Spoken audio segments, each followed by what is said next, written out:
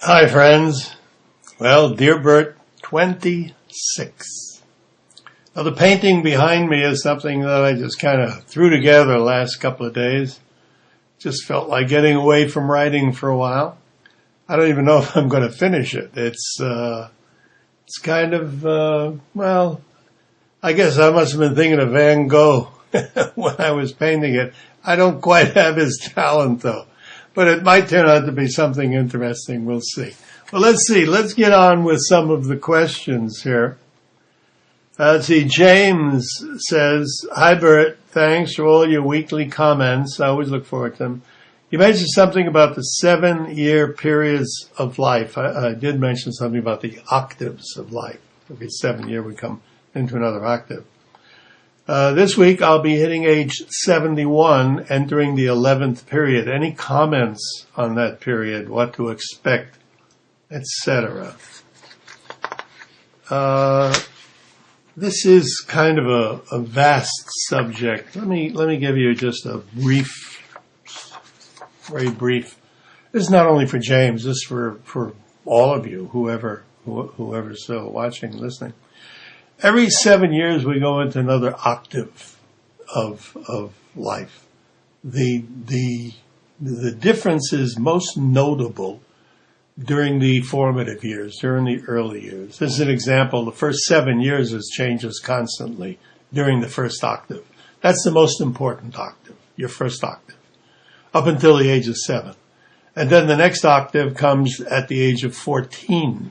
Well, the vast difference between 7 and 14, of course, just as there's a tremendous difference between 14 and 21. We don't notice it so much, 21 to 28, 28 to 30, but there is a difference. Every octave, there is a difference. According to the Hermetic principle of cycles and rhythm, the ultimate is the life cycle, which is 7 octaves of 7 or 49 years. So 49 years is a life octave. Second life octave would come into place in the second 49 years, which would be 98. So you're in your second life cycle right up until the age of 98. James, you're in your second life cycle. You said you're 71, so you're in your 11th octave. I'll soon be coming into my 12th octave, as I'll be 84 next year. Now, knowing this, you can make the power of intent come in to make the best use of each octave. When you're coming into an octave is the best time, but you can do this anytime, as long as your intention is there, and that brings out control. Now, my plans for my next octave, my plans for 2012, are quite extensive. I hope to create new programs, and I think I'm going to develop my best work during my 12th cycle, my 12th octaves, I should say. That means I'll be at my busiest during the period from 84 to 91, so I'm kind of looking forward to that. I'll consider my 13th octave, 91 to 98, when I approach my 90s. That will be pretty important, as 98 is the ending of the second life cycle. And the beginning of the 13th, which brings me to the ripe old age of 105, should be an interesting third life cycle. Now, James, you ask what to expect from your 11th octave cycle when you reach age 21. Well, that depends on your intent. What do you think? You think 71 is old? If you're 30, those of you who are 30 think it's ancient. I remember when I thought 35 was old. Now, for me, 71 is just a kid. You're just a youngster. For me, looking back at age 71, it seems to be a rather youthful time. It's all in the eye of the beholder, as they say. So behold a life that's just getting underway, and your 70s will stand you in good stead. Look forward to it. You're not getting older. You're just coming into a cycle and starting all over again. You start all over again with each octave. So look forward to the good. Don't look back at yesterday. You know, sometimes I get in with some old cronies Not too often. All I want to do is talk about the past. I want to talk about the future. What are you doing next year? Well, I don't know, I'm going to play bridge or something. Well, I want to be active. Now, that doesn't necessarily mean I want to go out and play golf. I do. I don't play golf. I don't have the time to spare. 5 hours on the golf course? I could be working. I could be writing. I could be painting. I could be creating. I could be doing things. No thank you. Okay, let's get on. David says, thanks, Burt. I enjoy these weekly videos very much. I have a question concerning quantum jumping. Is it possible to experience a quantum jump through dreams? Well, yes. Yes, of course. As a matter of fact, you do most of your jumping during your dreams. If you remember them, if you remember any really weird dreams, you probably took a jump somewhere.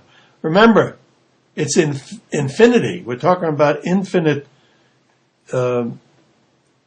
Infinity means infinite things means that anything you can conceive of is. So your dreams are real. Carla says, Burt, I want to read your books. I can't find them anywhere. Do you have an ebook? Carla, you're not looking hard enough. Just go to burtsart.us. BURTSART. burtsart.us. Not .com. burtsart.us. Scroll to the bottom. When you get to the Goodbye April Moon, you'll find the entire book there. You'll even find alongside of it material that I felt didn't belong in the book. It took away from the story. That's important, so you can read that too. There's plenty of reading there for you, Charlotte. Okay, Valerie Krobitz says, thanks again, Burt. I look forward to Friday. Can you tell me the difference between Reiki and Qigong energy? Do they both work from a distance? Do they both work in... No. Well, Rei translates loosely as spirit. Qi, of course, is energy. Qigong, or Qigong if you prefer, translates again as Qi, energy, manipulation. So one is kind of spiritual energy, the other is energy manipulation. They're both the same thing. Reiki is just something that was created some time ago by a fellow named Michio Yushi, I believe. But the one who really brought it to the attention of the West was a woman named Takata, who felt that it wouldn't do any good for a person to ask for healing if they couldn't pay for it. So she charged $10,000 to teach Reiki, and she got it for many, many, many years. You know, you can charge anything for anything. I've never charged anything for healings. Not that I think there's something wrong with it. You know, you do whatever you do. That's the way I look at it. I just like to teach people how to do things. $10,000. Wow, that's a lot of money to learn how to do something that I could teach you in 5 seconds. Here, do this. Boom. Qigong. $10,000? Well, I don't know. Okay, then we've got, we better hurry here. Lynn says, thanks, Burt. I look forward to it. I have been listening to the Daisy Pond.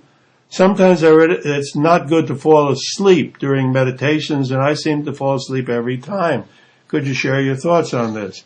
And then from Quebec City, Martine says, just one question. I still fall asleep sometimes when meditating. I knew it was normal when I started, but how long is this going to last? Thanks, love yourself. Don't be concerned about falling asleep when you're meditating. There's nothing wrong with falling asleep when you're meditating. Sometimes I do. Actually, that's a great way to just drift off into sleep. Just meditate and go to sleep. Nothing wrong with that. If you're meditating, you're totally relaxed, and if you're going to drift off, fine, wonderful. Nothing wrong with that. Don't be concerned about it.